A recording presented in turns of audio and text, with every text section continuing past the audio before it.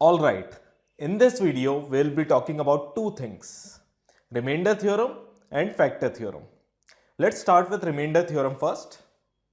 It states that if a polynomial f of x is divided by x minus k, the remainder is equal to f of k.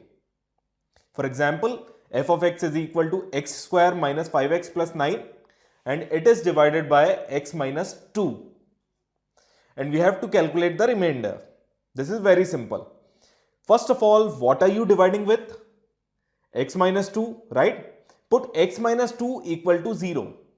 X will come out to be 2. Now put 2 in place of x in f of x. Basically, we have to calculate f of 2. That would be our remainder.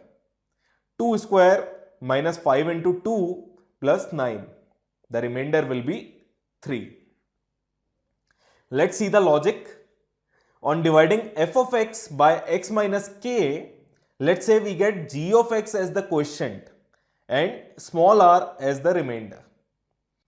Now dividend is equal to divisor into quotient plus remainder. This we all know, right? So we can write f of x is equal to x minus k into g of x plus r. Now to find the remainder, we calculate f of k. According to the remainder theorem, we have to calculate f of k. So f of k is equal to k minus k. We have replaced x by k. K minus k into g of k plus r. This finally gives us remainder r on the right hand side. And this is the logic for remainder theorem. Let's take one more example. Okay, so here we have to divide f of x by 2x minus 3. So put 2x minus 3 is equal to 0 and x will come out to be 3 by 2 and remainder will be equal to f of 3 by 2. This is 3 by 2 whole cube plus 4 into 3 by 2 whole square minus 7 into 3 by 2 plus 6. 27 by 8 plus 9 minus 21 by 2 plus 6.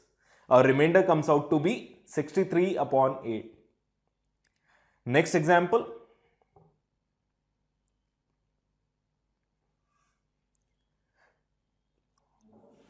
So when f of x is divided by x minus 1, remainder is 5.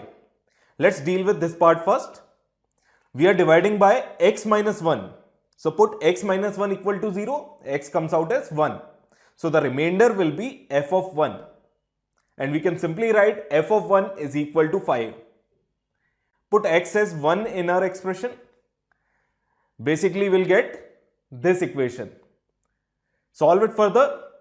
1 minus 2 is minus 1 plus 3 is 2, which will transpose to right hand side as minus 2 and we'll get q minus p equal to 3.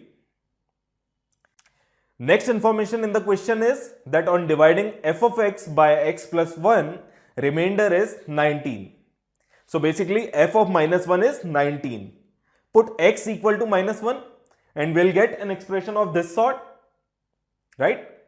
This is equal to 19. On simplifying further, we get q plus p is equal to 13. Now solve these two equations, equation 1 and equation 2. Add them up. Q comes out as 8 and put that in equation 1. P comes out to be 5. So let's rewrite our original expression. P is 5 and Q is 8. So this is our original expression. And remainder when this is divided by x minus 2 will be f of 2, right? So f of 2 is nothing but 16 minus 2 into 8 plus 3 into 4 minus 5 into 2 plus 8. And this comes out to be 10.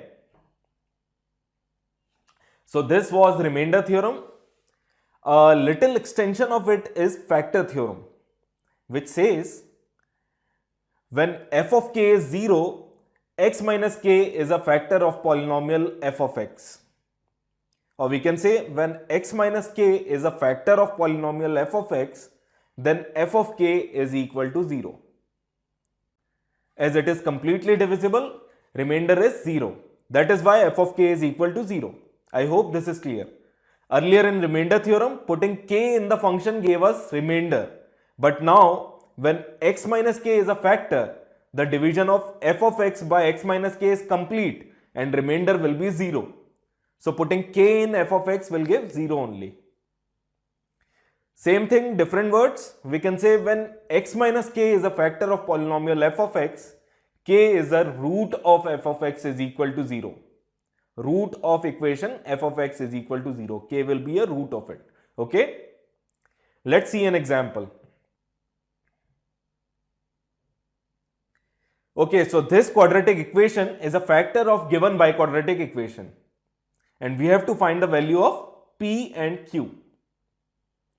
Let's simplify the quadratic equation first. X square minus 3x plus 2. Two numbers whose product is 2 and sum is 3. Sum is minus 3. That will be minus 2 and minus 1. So this is x minus 2, x minus 1. Now x minus 2 into x minus 1 is a factor of this biquadratic equation. So using factor theorem, we can say as simply x minus 2 will also be a factor. So as x minus 2 is a factor, f of 2 will be 0. This is what factor theorem says. As x minus 2 is a factor, f of 2 will be 0. Similarly, x minus 1 will also be a factor. And as it is a factor, f of 1 should also be 0. Let's put these values. F of 2 is 0. So we get 2 to the power 4, that is 16 minus 4p plus q equal to 0. This gives us 4p minus q is equal to 16. And f of 1 is 0. So we get 1 minus p plus q equal to 0, which gives us p minus q is equal to 1. Now subtract equation 2 from equation 1. We get 3p is equal to 15. So p will be equal to 5. Put it back in equation 2. Q comes out to be 4. This was easy, right? Now next I want you to verify these 3 points using factor theorem. Pause the video, take your time and verify these 3 points. Okay, what we do in factor theorem is that when x square minus 3x plus 2 is divisible by x minus 2, what do we do then? We put x equal to 2 in the expression and it becomes 0. We will do the same thing here. A raised to n minus b raised to n is divisible by a minus b. In case of x minus 2, we put x equal to 2. So here in a minus b, we will put a equal to b in the expression and see if it becomes 0 or not, if it is becoming 0 or not. So on putting a equal to b, we will get b raised to n minus b raised to n, which is 0.